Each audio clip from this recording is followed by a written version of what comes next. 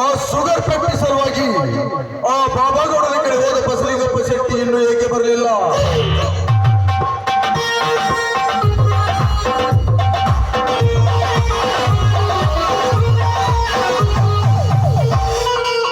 ಸತ್ಯಶೀಲರಾದ ವಿನಯಶೀಲರಾದ ಗರುಡ ಗಂಭೀರರಿಗೆ ಕಾಮ ಪ್ರೇಮಿನರಿಗೆ ಹಣಶೀಲ ಗುಣಶೀಲ ಶ್ರೀಕರಣ ರತ್ನಾಕರಿಗೆ ಈ ಬಸಲಿಂಗಪ್ಪ ಶೆಟ್ಟಿ ಮೂರುವರೆ ನಮಸ್ಕಾರಗಳು. ಹೊಗಳಿಕೆ ಸಾಕು, ಮೊದಲು ನೀನು ಹೋದ ಕೆಲಸವೇನಾಯ್ತು ಹೇಳು? ಅವಿವೇಕನದ ಮಗನ, ಮನೆ ಮುರುಕನ ಮಗನ, ಹರಾಮ್ ತುನು ನನ್ನ ಮಗನ.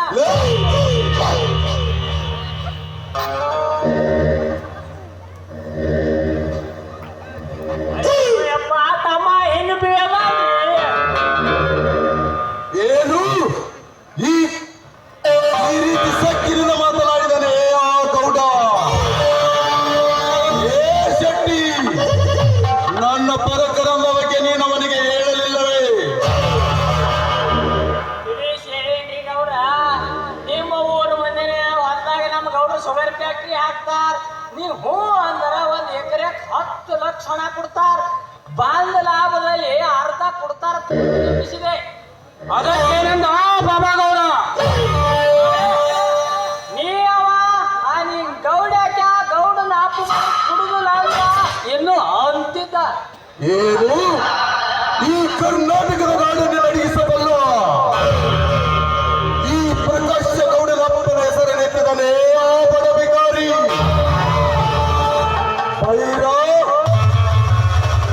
ಈಗಲೇ ನಿಮ್ಮ ಅಪ್ಪನಿಗಾಗಲಿ ತಪ್ಪು ದಾರಿಯಲ್ಲಿ ಮಣ್ಣು ಕುದಿರುವ ಬೆಪ್ಪಗಳನ್ನ ರುಂಡ ತಂದು ನಿಮ್ಮ ಪಾದದ ಮೇಲೆ ಇಟ್ಟು ಬಿಡ್ತೀನಿ.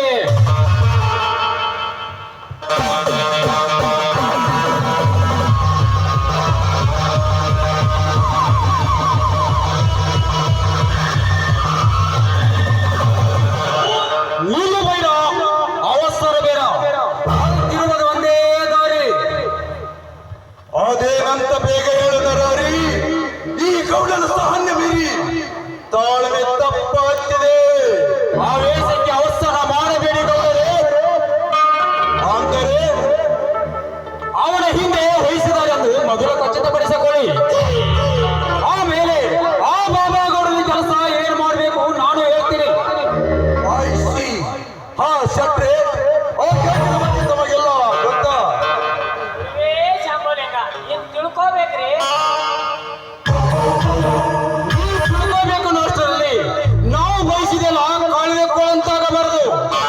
ಈ ಪ್ರಕಾಶ್ ಗೌಡನ ಗುಂಪು ಕೆಂಪು ಗೆರೆ ಎಳೆಯಬೇಕು ಅನ್ನೋಷ್ಟರಲ್ಲಿ ಆಸಕ್ತಿ ಇಲ್ಲದ ಕುಂಡಿ ತಕ್ಷಣ ನಮ್ಮ ಮಾಯಾಜಾಲದಲ್ಲಿ ಬೀಳುವಂತಾಗಬೇಕು. ಹಾಗಂತ ನೀವೆಲ್ಲ ಎಳೆಯಂತೆ ತಿಳಿದುಕೊಂಡರೆ ರಣಕಾಯ ಹೋಗಿ ಅವನ ಕಲಬರ ಅಲ್ಲೇ ಕಡಿಗೆ ಮಾಡಿ ಬರುತ್ತೇನೆ. ಶಬ್ಬಾಷ್ ಬೈರ, ಶಬ್ಬಾಷ್. ನನ್ನ ಬಲಗೈ ಬಂದ ಅಂದ್ರೆ ನೀನೇ ಕಡು. ನನ್ನ 108 ವಿಚಾರದಲ್ಲಿ ಅಂಟಿಕೊಂಡಿರುವ ಈ ಗೌಡನ ಕಂಟಕಕ್ಕೆ ನೀನು ಕಂಟ ಕಟ್ಟಿ ನಿಂತರೆ ಈ ಪ್ರಕಾಶ ಗೌಡ ಹೆಸರು ಇಲ್ಲ ಪ್ರಕಾಶವಾಗಿ ಸೋರಿಸುತ್ತದೆ.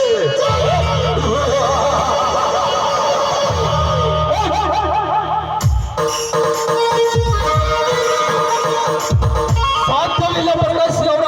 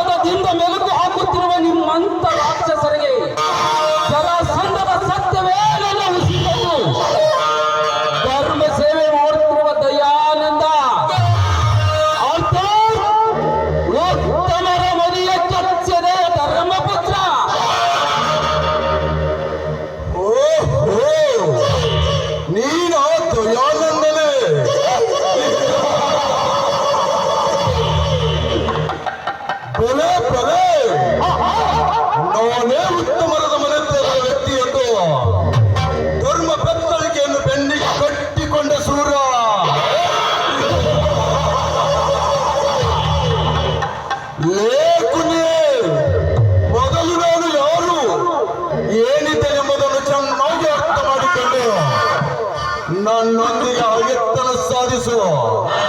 ಇಲ್ಲದಿದ್ದರೆ ಈ ನನ್ನ ಬಂದೂಕಿನ ಗುಂಡೇಟು ನಿನ್ನ ಗುಂಡಿಗೆಗೆ ಗುರಿಯಿದೆ ಎಂಬುದನ್ನು ಮಾತ್ರ ಮರೆಯಬೇಡ.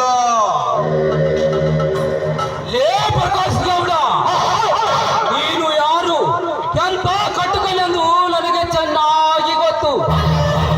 ಈಗಿನ ಗೋಳು ಬೆದರಿಕೆಗೆ ಹೆದರಿ ಅಂಜಿ ನಾಯಿ ಅಂತ ತಲೆ ಬಾಲ ಹಳ್ಳಿ ಆಡಿಸೋ ಹೇಳಿದ ಈ ದಯಾನಂದ ಸತ್ಯವೇ ನನ್ನ ಉಸಿರೆಂದು ಕೇಸರಿ ಗಂಧ ಹಣಿಗೆ ಲೇಪನ ಮಾಡಿ ಅಡಿಯಟ್ಟು ತೊಡಿ ಚಪ್ಪಳಿಸಿ ನಿಂತರೆ ನಿನ್ನಂತ ಸಾವಿರ ಬಡ ಕುನ್ನಿಗಳ ಬಂದರು ಅವರ ಗಂಟಲೇ ಕಡಿದು ಅವರ ಬಿಸಿ ರಕ್ತ ಕುಡಿದು ಬಿಡ್ತೀನಿ.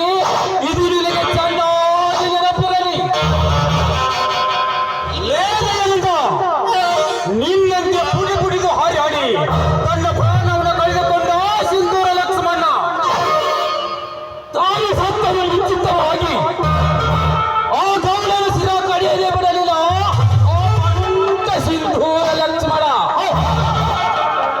ಎಲ್ಲರ ಮಾತಿಗೆ ಸೋತ ಸಣ್ಣ ಬರೆದ ದಯಾನಂದ, ನೀ ನಮ್ಮ ದನಿ ಹೇಳಿದಂತೆ ತಲೆಮಾಗಿ ಹೋಗದಿದ್ದರೆ ನಿನ್ನ ದೇಹ ಸಾವಿನ ಹಾದಿರುತ್ತದೆ.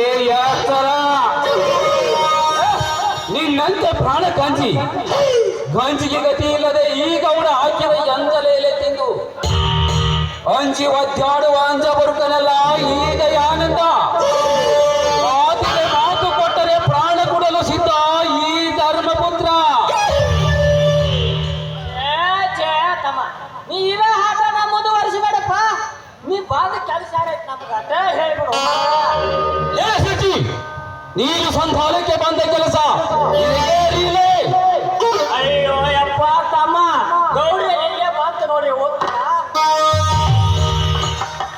ಓ ಪಾಪಗೌಡ ಆಸ್ತಿಗೂ ಇವನಿಗೂ ಏನು ಸಂಬಂಧ? ಆಸ್ತಿ ಅವನದಾದರೂ ಊರಿನ ಶಿಸ್ತ ಕಾಪಾಡುವುದೇ ನನ್ನ ಧರ್ಮ. ಕೈಯಲ್ಲಿ ಹಣವಿದೆ ಅಂತ ಅವನ ಆಸ್ತಿಯಲ್ಲಿ ಸಿಕ್ಕಂತೆ ಫ್ಯಾಕ್ಟರಿ ಕಟ್ಟಿ ನಗರ ಮಾಲಿನ್ಯ ಮಾಡಿ ಈ ಹಳ್ಳಿ ಜನರ ಆಸ್ತಿಯನ್ನು ಕೊಳ್ಳಿ ಹೊಡೆಯಲು ಬಂದರೆ ನಿಮ್ಮೊಬ್ಬರ ಕಾಲ ಕಡಿದು ನಾನಾ ಬಂದಿಗೆ ಒಗಿತೀನಿ. ಹುಷಾರ್. ಇದೇ ನಾನು ನಿಮಗ ಮೊದಲ ಎಚ್ಚರಿಕೆ ಕೊಟ್ಟ ಹೋಗಾಕ ಬಂದನಿ, ನೆನಪಿರಲಿ.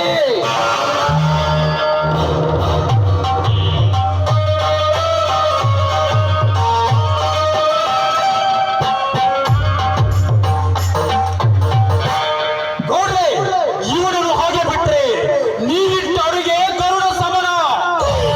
ಎಚ್ಚರಿಕೆಯಿರಲಿ. ನೀವೀಗಲೇ ಅಪ್ಪಣೆ ಕೊಟ್ಟಿದ್ದರೆ ಆ ಭೇಟಿಗೆ ಹೋಗಿ ನಿಮಗೆ ಕಾಡ ತಪ್ಪಿಸಬಿಡುತ್ತಿದೆ. ಆದರೆ ದನಿ ಸುಮ್ಮನಾಗಂತ ನಾನು ಸುಮ್ಮನಾದೆ. ಲೇ ತಮ್ಮ, ನಿಮ್ಮ ಮಾತು ಕೇಳ್ಕೊತಾನ ಸ್ಥಿತಿಗೆ ಬಂದಿದ್ದೀವಿ. ಮುಂಜಾನೆ ನನ್ನ ಪ್ರಾಣವನ್ನು ಕೈಯಾಗ ಹೊತ್ತು ಬಂದು ದ್ವಾರದಾಯ್ತು ಮಾರಾಯ. ಏ ಬಸಲಿಗಪ್ಪ ಶೆಟ್ಟಿ, ವೈರಿಗಳ ಕೀರ್ತಿ ಪ್ರಶಂಸೆ ಮಾಡಬೇಡ ನನ್ನ ಮುಂದೆ. ಈ ನನ್ನವರ ಪಾಠದ ಕೂಗಿಗೆ ಎಷ್ಟೋ ಜನನ ಲೆಕ್ಕಪಡಿಸಿ ಸತ್ತಿಲ್ಲವೇ? ಇದೊಂದು ಸಮಯ ಹೋಗಲಿ.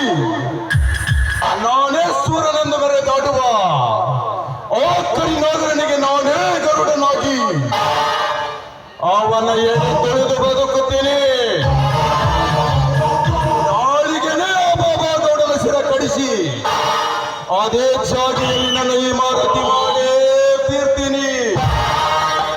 ಇದು ನನ್ನ ಚಾಲೆ.